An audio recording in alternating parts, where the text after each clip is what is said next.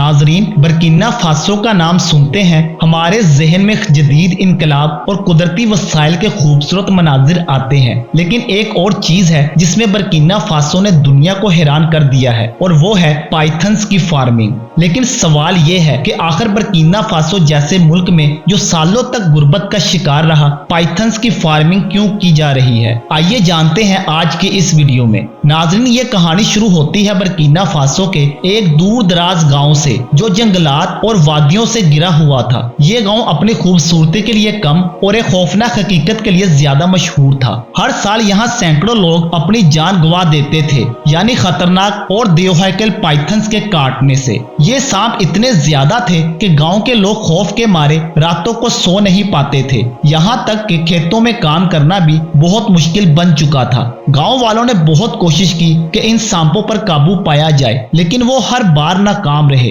हालात इस हद तक खराब हो चुके थे कि हुकूमत को मुदाखलत करना पड़ी। एक दिन हुकूमत ने फैसला किया कि इन सांपों को काबू में करने के लिए एक बड़ी मुहिम चलाई जाए। माहिरीन को बुलाया गया और गांव के हर कोने से पाइथन्स को पकड़ लिया गया। लेकिन जब हजारों सांप पकड़े गए तो एक नया सवाल पैदा हुआ कि इन सांपों का क्या किया जाए। लेकिन इस वक्त बर्किना फासो के एक बहादुर नौजवान लीडर इब्राहिम ट्रावरे ने कुछ मुख्तलिफ सोचा। इसने तहकीक की और पता लगाया कि पाइथन्स की खाल दुनिया भर में फैशन इंडस्ट्री के लिए कीमती खजाने की हैसियत रखती है। बड़े ब्रांड्स पाइथन की खाल से बैग्स और जूते तैयार करते हैं और इनकी कीमत लाखों डॉलर तक जा सकती है। इब्राहिम ट्रावरे ने गांव के लोगों को कायल किया कि सांपों को ना मारा जाए बल्कि इनकी परवरिश की जाए। इसने बताया कि अगर इन सांपों की सही तरीके से देखभाल की जाए तो इनकी खाल फरोख्त करके गांव की तकदीर बदली जा सकती है। लिहाजा गांव के लोगों ने इब्राहिम ट्रावरे की बात पर भरोसा किया, क्योंकि इनके पास खोने को कुछ नहीं था। सांपों को खत्म करना इनके लिए कोई नई बात नहीं थी,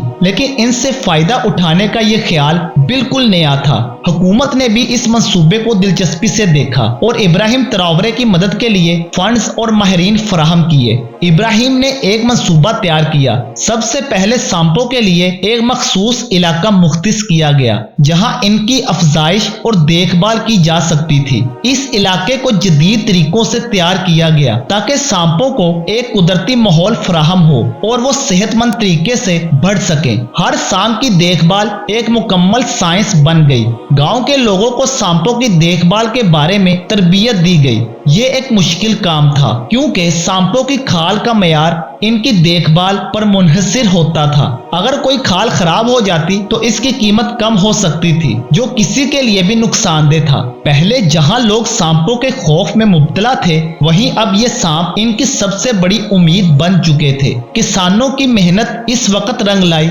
जब पहली बार पाइथन्स की खाल प्रोसेस करके आलमी मार्केट में बेची गई। बड़े बड़े फैशन ब्रांड जिन्हें अपनी मसनूआत के लिए मुनफरिद और कीमती खाल की जरूरत थी, इस खाल की खूबसूरती और म्यार से मुतासिर हुए। ये वो लम्हा था जब बर्किना फासो के एक छोटे गांव ने अपनी हकीकी कामयाबी का जायका चखा।